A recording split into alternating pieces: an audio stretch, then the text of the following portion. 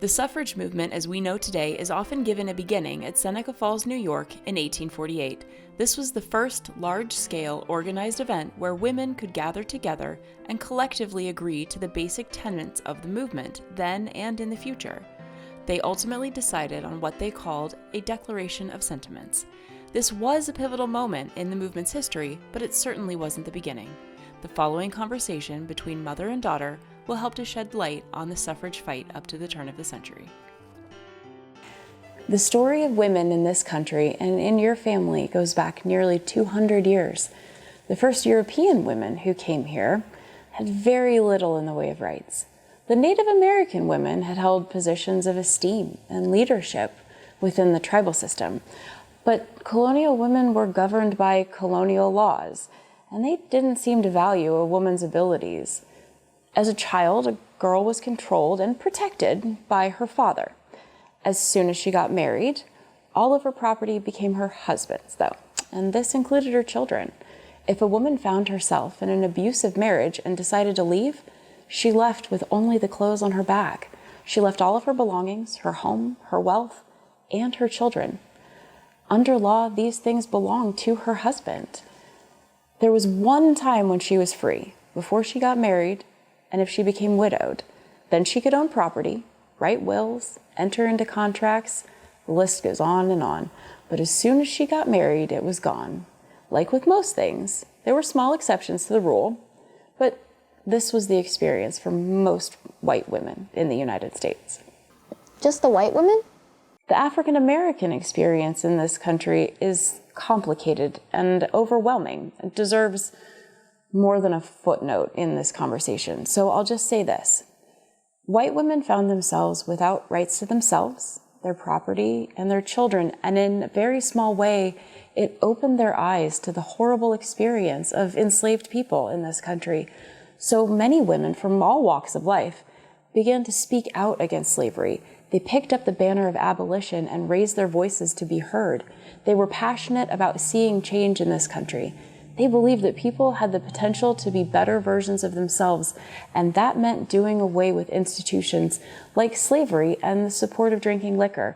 Liquor had led to so much violence and family decline. These abolition and temperance supporters began speaking out publicly. These women began to make a scene.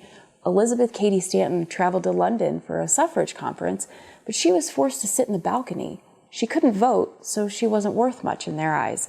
She and others realized that if they were going to change anything, they must be considered valuable voters. Until they got that, they were forgettable. Once she got home to the U.S., she and Susan B. Anthony began to formulate a plan for the Seneca Falls Convention. Now, this is where most people think suffrage begins, but I know, and now you know, that suffrage was brewing long before then. Seneca Falls, New York was really the first opportunity for women to gather together, united in this cause.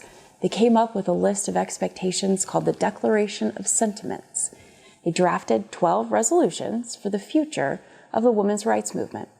They wanted rights to their property, rights to their children, the right to leave an abusive or dangerous marriage, and so on. But you know what very nearly didn't make the list? What? The right for women to vote. Why? I thought that was all they wanted. Actually, there were very few that thought adding the right to vote was a good thing. They thought if they pushed for the vote, that would give their opponents more than enough reason to kill the whole plan. There was even heated debate about whether it might give men the right to take over in the home, and for many, that sounded absolutely terrifying. However, it did make the list, and over the next few years, multiple large gatherings would host fascinating speakers like Elizabeth Cady Stanton, Susan B. Anthony, Frederick Douglass, Sojourner Truth, and hundreds of others, until the war. What happened then? Well, with the country tearing itself apart at the seams, pushing for equal rights was set on the back burner. As soon as the war ended, Mrs. Stanton and Mrs. Anthony reignited the fire. They formed the Equal Rights Organization for everyone. Women, men, white and black, they continued to push for equal rights and abolition. When the 14th and 15th Amendments made their way through government, suffragists just assumed that it would be a natural progression, that the right to vote would be given to everyone, regardless of race or sex.